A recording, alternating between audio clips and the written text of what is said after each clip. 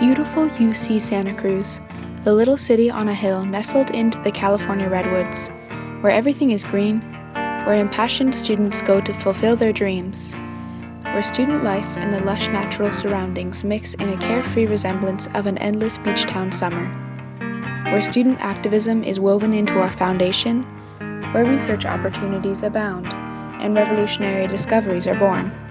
UC Santa Cruz provides the framework for an idyllic college experience. Or at least, according to our school's marketing team. Unfortunately, the reality is a bit more complex. Underneath this appealing exterior, students are working multiple jobs, forced into illegal, overcrowded, unaffordable, and unsafe living situations, experiencing hunger, rent burden, and houselessness, and struggling to access basic needs for survival while executive administrators watch from the sidelines, making six-figure salaries. Let's take a look at a few stories like these.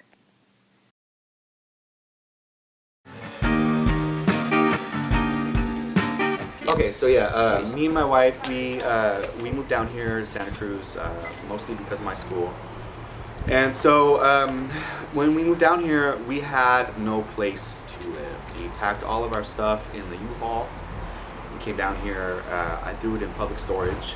I was homeless. We were homeless-ish, couch surfing for about a month. Every day we were around town. We're looking on Craigslist, seeing different illegal rentals. We saw garage units that were straight fire hazards. Tiny little spaces going for $1,000 or $2,000, which was ridiculous. I could find better housing situations in San Francisco. I met my landlord here in this place, and he was very standoffish. He wasn't that friendly. And he had hundreds of applicants. I think he told me he had about 500 applicants then.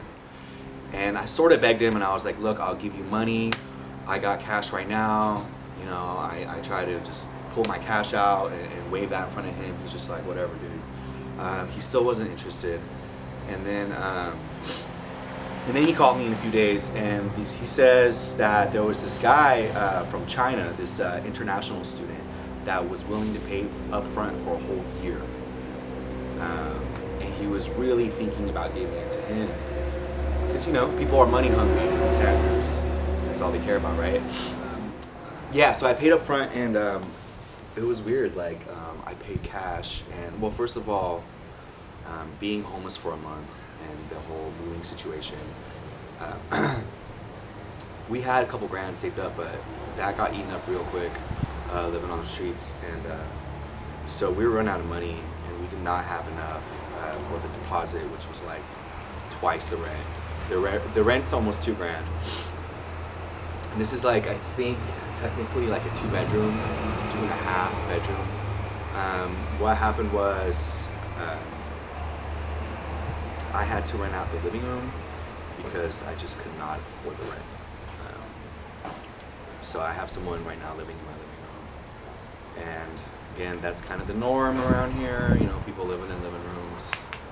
I have no money. Right now, month to month, I'm just scraping by to pay the rent and figure it all out. I personally have always worked close to full-time, if not full-time or more, during all my years of, city college or here, and it's kind of the norm. So it's you wonder why students are so stressed out. It's we're in school full-time, we're working full-time, and that's the way it is.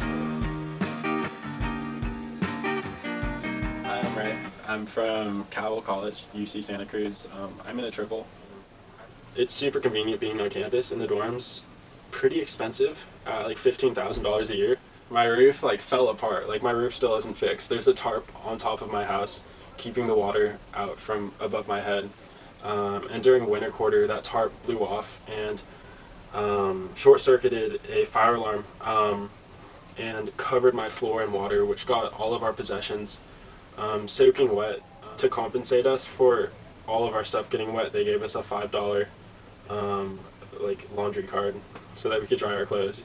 They couldn't move us immediately, so it took us about a day to move all of our stuff into the lounge where we temporarily live for the weekend, and then another full day and a half to move each other's stuff into each room. And this was during midterm season, and so it was just really crazy for all of us.